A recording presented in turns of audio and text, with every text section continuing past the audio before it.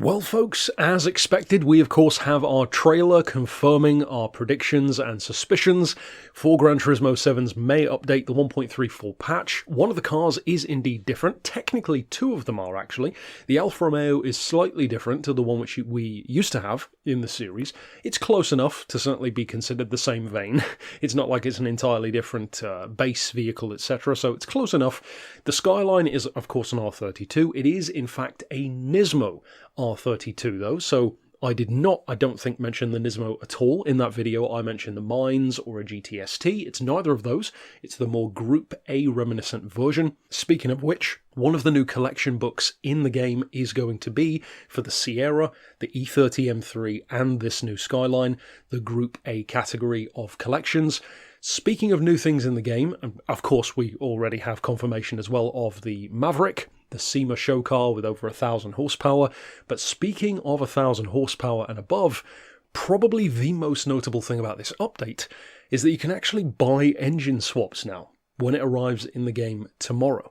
Not only can you buy engine swaps, and it's about damn time, you can also buy all of the other, or what appears to be all of the other unique components, if you will, like the carbon drive shaft that you couldn't purchase before, in an ultimate section in the tuning shop. So in other words, you'll finally be able to fit that extra layer of turbo to your Chiron, in the case of me, or in general, fit engine swaps that you just never had access to. Even with the engine swaps exploit, even I myself, after spamming it tons of times, never got a single Beetle engine swap with the 911. So stuff like that will be fantastic. Of course, I was against the idea of having to win parts in the first place.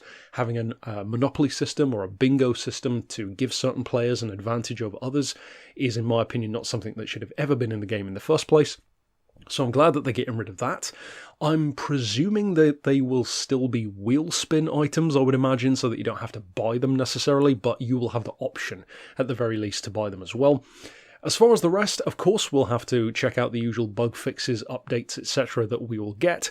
And in terms of circuits, unfortunately, there is nothing. So for those who didn't care about engine swaps, which is certainly the nice surprise here, you probably won't be too happy with this update. If you already didn't care about the cars, then you probably still won't care about the cars, and there is no circuit, as I said. So I will still be covering the update tomorrow, of course, anything notable about it that stands out, and if there's any physics changes or if the vehicles feel different, etc. So of course, stick around for that, and in the following days I will be featuring all three vehicles in their own reviews. And now that we can actually buy engine swaps, it definitely means, not just for this week, but in future as well, I will absolutely be able to do more tune setups and special projects in particular involving engine swaps. I've kept that to a minimum because I didn't want to be building cars that most players couldn't do, because that would leave people out. So now that you can do that, I think that's going to be a lot more fun, and I'm looking forward to really doing some crazy builds there. So ultimately, that's it for this news. Of course, stick around on the channel to see it in full when it does come out tomorrow, and until then, I'll see you next time. But for now, as always, thanks for watching.